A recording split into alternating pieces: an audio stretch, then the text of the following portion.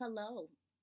Today we will be discussing the topics of the political frame and the symbolic frame in the book Reframing Organizations by Lee G. Bolman and Terrence E. Deal.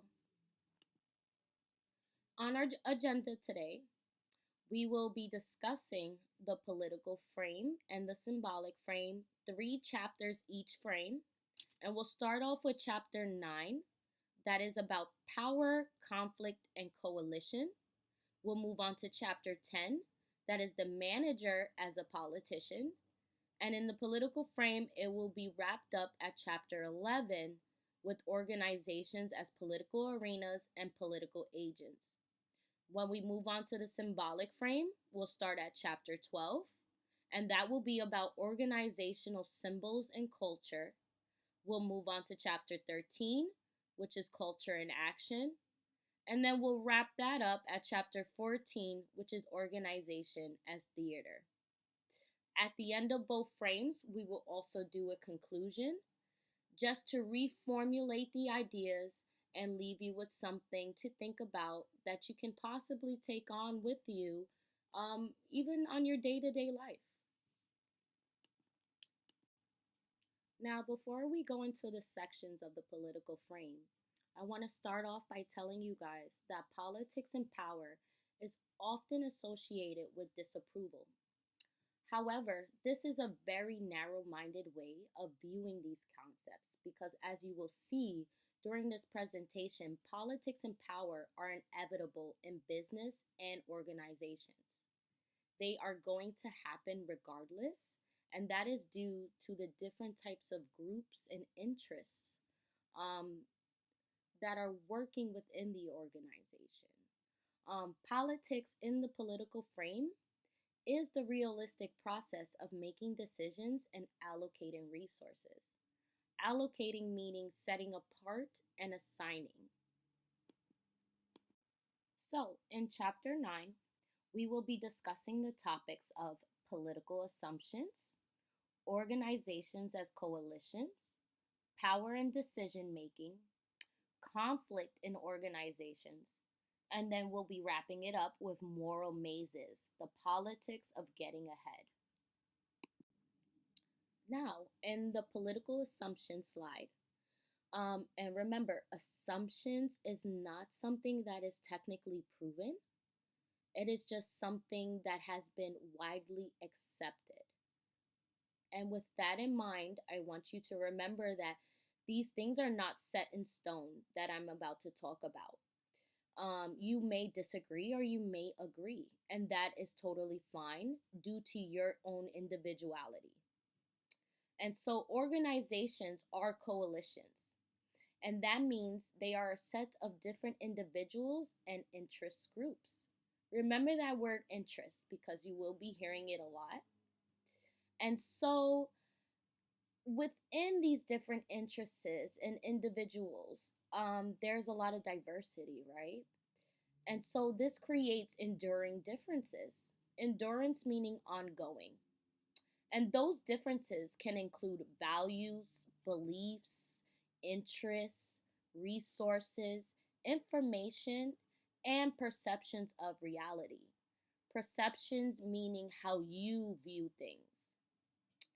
And then, because of scarce resources and these enduring differences, scarce meaning limited, they put conflict at the center of daily dynamics and it makes power the most important asset. And then, goals and decisions emerge from bargaining and negotiation among competing stakeholders. Bargaining meaning if I have something you want, then I can probably trade that off for you to give me something that I want in return. It's a bargain, it's an exchange. And then with negotiation, that would be more like being persuasive, trying to get somebody to come onto your side of viewing things or goals, whatever it is that you are trying to accomplish. And stakeholders are actually someone who has a vested interest in the decision making and activities of a business or organization.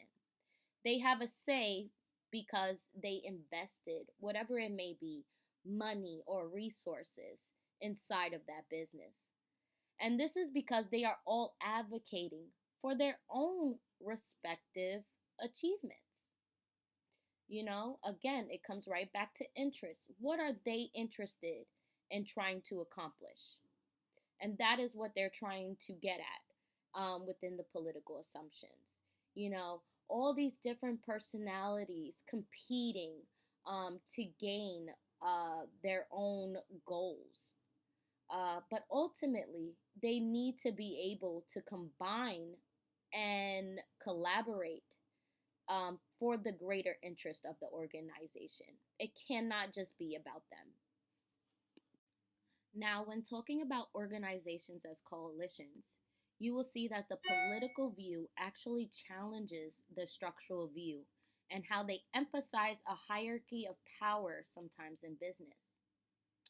Now, in the political view, top authority does not always win in a disagreement, and that is because their influence depends on how much power they mobilize in comparison with other members, including lower level employees. So, mobilize meaning how they move and influence with their power. And for example, Xerox was actually a company that almost faced bankruptcy in 2001. And this was due to a CEO who was from the outside and couldn't understand or adapt to the workforce environment. He didn't know the ongoings of what was happening inside. And so this basically made him not be respected by his employees. And so this had a detrimental effect, of course. However, when they assigned Anne Mulcahy as CEO, she really thrived in her role. And this was because she was already an insider within the company and built relationships as well as alliances with people that helped her in gaining respect from employees. And so this in turn allowed her to gain what she needed to redeem the company. You know, everybody say does make a difference. And when you make those connections with people, it's really networking and you gain an influence when people want to hear your thoughts and ideas and you can help guide them. And so they really felt comfortable and stable with her. Whereas with the original CEO, they did not trust in him. And within that trust, you know, it caused them to be very defensive. They didn't trust his judgment. They didn't trust what he was doing, and in good regard because he was ultimately failing that business. So it does matter your relationships within a company. And so if political pressures on goals are visible in the private sector, just meaning section. So if your pressures on goals are visible inside the company, they are going to be very, very visible within the public arena, out there in the public world. That's what blatant means. It's going to be very clearly defined. And you don't want those pressures, those difficulties to outweigh what you're trying to achieve in your company. And so, in power and decision making, the political frame views authority as only one among many forms of power. Authorities and partisans just meaning supporters, usually have an antagonistic relationship. But they are often central to the politics of both organizations and society.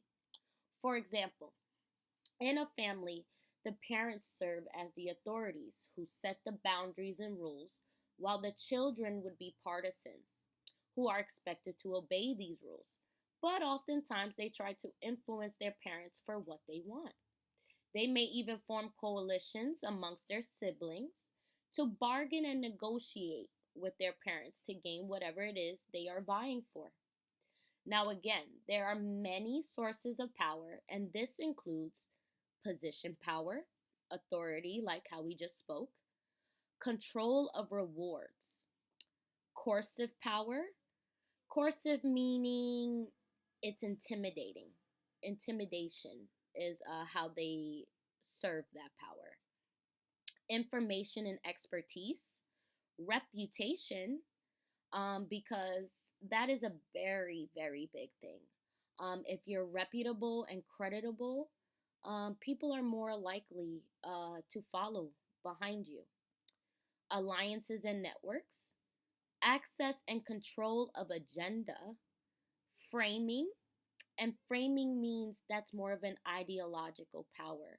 You know, you can control the way people view things, and symbols and meaning behind that. And then your own personal power.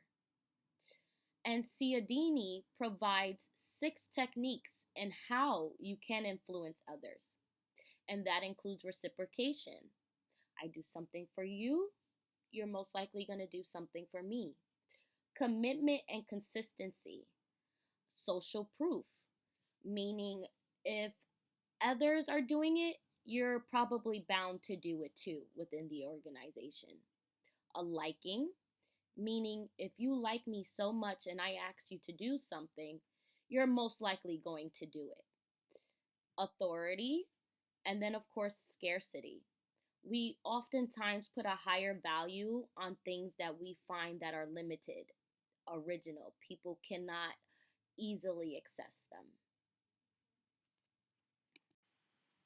In the political view, conflict in organizations is not necessarily a bad thing.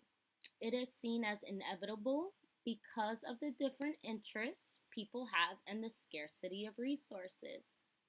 The political frame puts more emphasis on strategy and tactics than on the resolution for conflicts. And that is where the quote by Heffron comes into play. Conflict encourages new ideas and approaches to problems, stimulating innovation. Now, conflict in this view can have benefits as well as costs. The management challenge is to recognize and manage interacting conflict within an organization. Basically, everything is a learning experience, and within conflict, we can learn how to adjust, change, adapt, or remove certain aspects within an organization to ultimately elevate it and make it better. Okay, and now in the last section of chapter 9, Moral Mazes, the Politics of Getting Ahead, I want to first give you a definition of what morals and ethics are. And so morals refers to a sense of right or wrong, while ethics is more on the principles of good versus evil. And so, for example, the Dow DuPont company, which was originally named DuPont before they were merged and reframed by Dow Chemicals, was a company that had a huge scandal when it was revealed that they released chemicals into the Ohio River, despite knowing the risks that could affect people. Ultimately, they were greedy and chose profit over what was ethically and morally okay. This had damaging effects not only on their company's reputation and branding, but on the people who were ingesting and exposed to their chemical dumping. Most of these people died, developed cancer, and even females who were pregnant were compromised as well as their unborn children.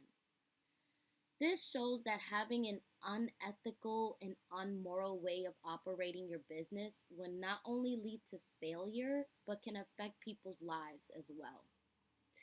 So a matter of getting ahead is really based on credibility, like I discussed before. And in order to gain credibility, you need to do what is socially and politically correct.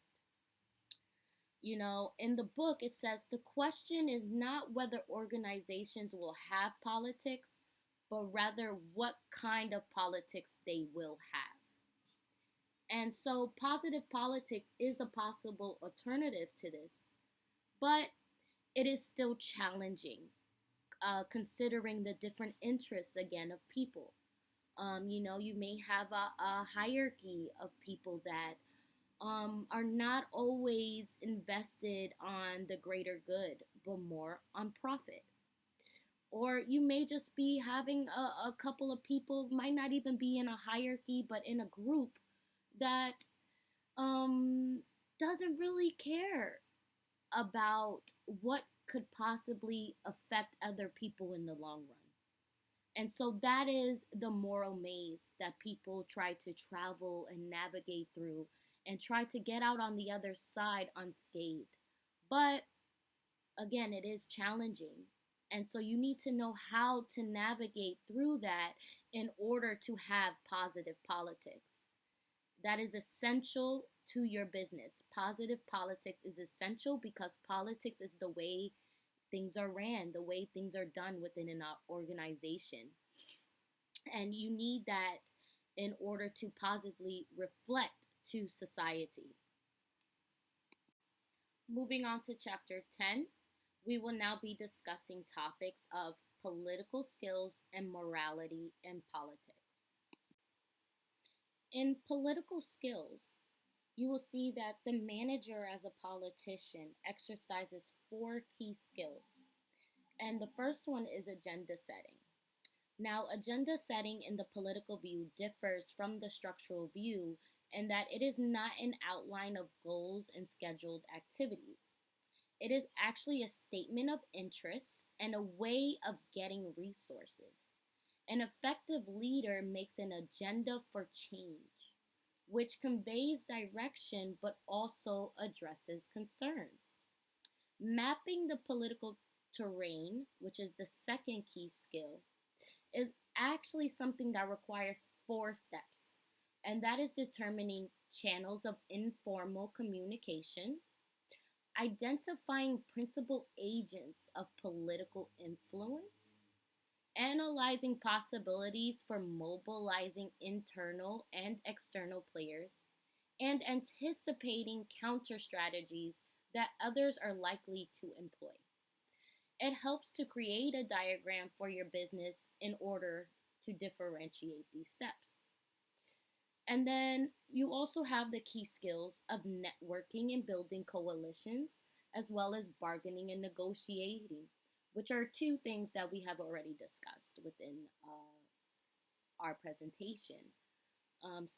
These four key skills are very essential in order for a manager to positively use politics within an organization.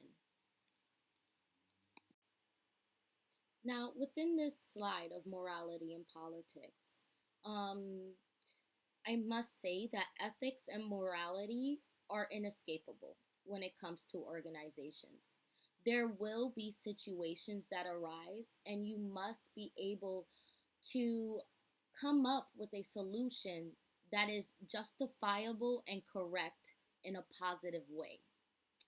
And so economists Lax and Sebenius provide a set of questions for assessing actions, especially that of a manager or leader. And these questions were ultimately trying to understand if the leader or manager was working ethically and morally within the company.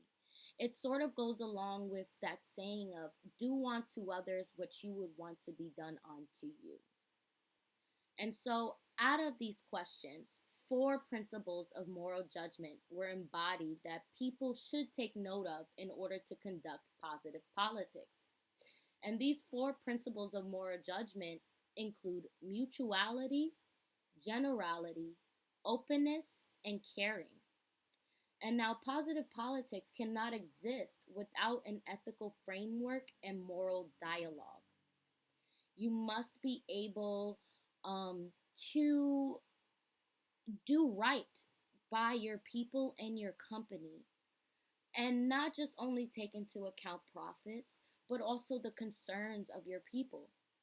And this moral dialogue is what needs to be ongoing for success in your company.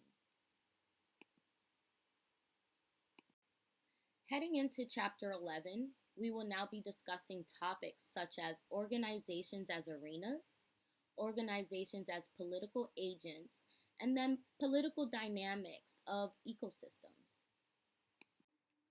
Organizations as arenas are really seen as paradoxical because of change and stability. Now, that means that organizations change and yet never change. For example, in sports, you can always change your players, but the game remains the same. And the same is true for organizations. And organizations as arenas also provide political dimensions of the organizational process because assessment of organizations are dependent on one's preferences and perspective. Appearance is everything. Um, and the way somebody perceives you can be either beneficial or detrimental to you. And that remains the same in organizations. And so, organizations as arenas also provide sources of political initiative, such as choosing bottom up political action or top down.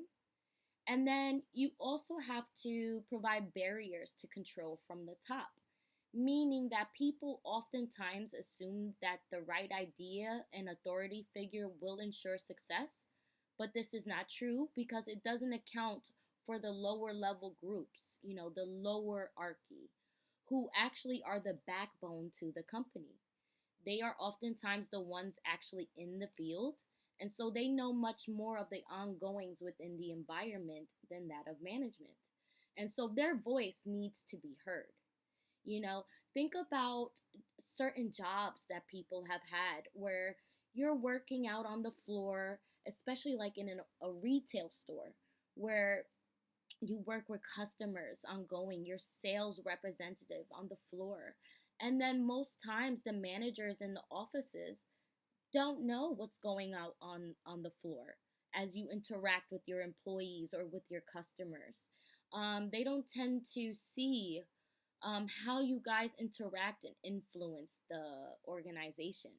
And so the lower subordinates need to be taken into account because they actually are the ones that are working within the field every day. Organizations as political agents. Now, in this slide, we're going to discuss that as political actors, organizations need to master skills of managers as politicians. Now, if you remember within that slide, we had talked about how managers as politicians need to develop an agenda. And so the same goes with political agents. They need to develop an agenda. They also need to map the environment. They need to manage relationships with both allies and enemies. And they also need to negotiate accords and alliances in order for their organization to run successfully. In the political dynamics of ecosystem slide, I want to give you a definition of what an ecosystem is in case you don't know what it is. And so ecosystems are a complex network or interconnected system. They depend on their environment, and the same is true for organizations who depend on their environment for resources as well as for survival, their success. There are different types of ecosystems within an organization, and these can include public policy ecosystems, business government ecosystems, and society as an ecosystem as well. Now, heading into our second part of the presentation, we will be heading into the symbolic frame. And so the symbolic frame really focuses how myths and symbols help humans make sense of their environment and their world. Really, the central concerns of the symbolic frame are meaning, belief, faith, and the fact that culture plays a very critical role in organizations. The symbolic frame sees meaning as something that we create, not something that is given to us. And so that kind of comes into terms with, for example, the American flag. It's a symbol for many people. some for different reasons.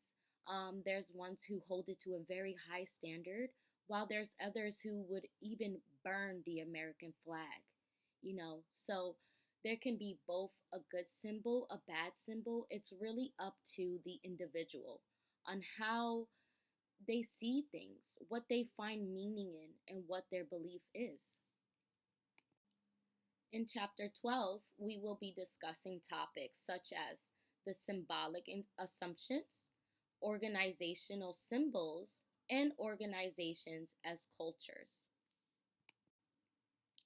Now, with the symbolic assumptions, the symbolic frame actually sees life as allegorical, meaning that it contains a moral or hidden meaning, mystical, which is inspiring a sense of spiritual mystery and fascination, and the symbolic frame also sees it as serendipitous, which is occurring or discovered by chance in a happy or beneficial way. And so these symbolic assumptions include what is most important is not what happens, but what it means. Activity and meaning are loosely coupled, and that is because events and actions have multiple interpretations as people experience situations differently. Um, Facing uncertainty and ambiguity, symbols arise to help people either find comfort, anchor down their spirits, or to find meaning. Whatever people need the symbols for, um, that's when they arise up to help them, to guide them. And so events and processes are often more important for what they express or signal than for their intent or outcomes. Organizational symbols can include myths, visions, and values, heroes and heroines, stories and fairy tales, rituals, ceremonies, metaphor, humor, and play. And all of these different symbols um, technically just help the person find that meaning, that belief, that faith behind the organization. And so stories are actually very beneficial because as a story goes down in generations, people get influenced by that. They may want to do better than the story that they hear, or they may want to fix up something out of a story that they were told. Um, Heroes and heroines are definitely figures and icons for success, and ritual and ceremony is something that is very special in a way. And that is because in a ceremony, you're conducted into something. You feel like you're part of a group or something. A ritual is more spiritual. It's something that you do routinely, every day, at the same time, or every occasion at the same time. Well, actually, ceremonies are more for occasions. Rituals are something that it's very, like I said, special. It has to be done. It's something that if it's a group, it is done together, and it really forms a bond. And then metaphor, humor, and play, um, that is a learning experience and a bonding experience as well. If you can make somebody laugh in your group, you're already kind of interacting and creating your own special bond. Playing can be taken back even to as children. You're interacting, you're learning. Playing amongst adults, you're still learning, you're interacting, you're knowing your counterpart, you're knowing your environment, and you're messing around to see about different things, how the environment works. All of these symbols come together within an organization to just help guide you, and it gives you more of a meaning and fulfillment within your organization. An organization's culture is revealed and communicated through its symbols. As cultures, organizations are quoted by Deal and Kennedy, two economists, as the way things are done around here. Now think of your own culture. What is it that you guys do all the time that sets you apart from other cultures? These are the ways you guys communicate. You may eat, have rituals, ceremonies, you have different stories that you tell. All these different individual things are what makes up your culture and what makes it special. And so, for example, take into account BMW. It's a leading brand in not just automobiles, but in its work culture, where cohesiveness is vital to their success. And also Nordstrom, a store that is renowned for customer service and employee satisfaction, is a culture that is rooted in loyalty and values. All of these um, ways of going about their work environment are what keeps these companies on a successful path. And so people really need to take these as an example of keeping a work culture that is positive and is creative and is very giving to its customers. Customer satisfaction can be everything because it's really what runs your profits. So take that into account, the symbols and what that means to people when you are thinking of making your own business or company or organization. And now in chapter 13, we will only be discussing the topic of a group's sources for success. Now, in a group's sources for success, you have a lot of key aspects. One of them being becoming a member.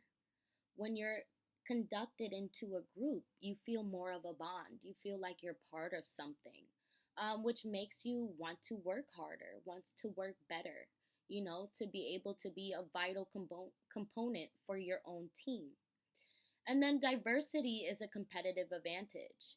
If you have multiple people who are skilled at different things, you have more of a success rate in accomplishing a lot more things. Example, not command. You don't want to treat anyone like if they're a slave or they have to be there and obey by your rules. No, you want to give an example of how you want your organization to be run. And so people will follow that as long as you follow that example. And so specialized language, language amongst each other. What's your terminology that you want to be able to convey to people, especially when it comes to your company? And then stories carry history, values, and group identity. Humor and play, ritual and ceremony, all things that we have covered. The contribution of informal cultural players, as well as soul being the secret of success. And now, what does that mean? Well, soul meaning what do you put into your business? Um, Individual efforts go beyond the job. It is supported by a unique way of life that encourages each person to commit to doing something of significance. It gives you that meaning, that enlightenment. And so, an organization really needs that soul, that pizzazz, to pop out and be able to convey that to their consumers. Now, when moving on to chapter 14, we will be discussing dramaturgical and individual theory, organizational structure as theater, and organizational process as theater. And now for dramaturgical and institutional theory. In the dramaturgical view, it offers enlightenment, like how I had spoke before when we spoke about soul is the key to success. And so this shows that not all conclusions can be happy. There is also tragedy and triumph, meaning that you may very well fail, but uh, that does not have to be the ending of your story. You know, you can always get back up again and continue on, but you must learn from your mistakes.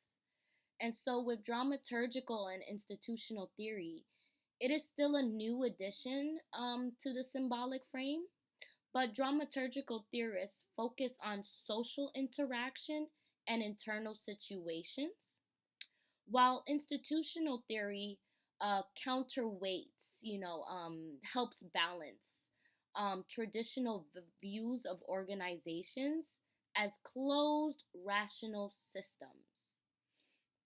And now, what does that mean, right? And so that helps show that traditional views of organizations is not always true.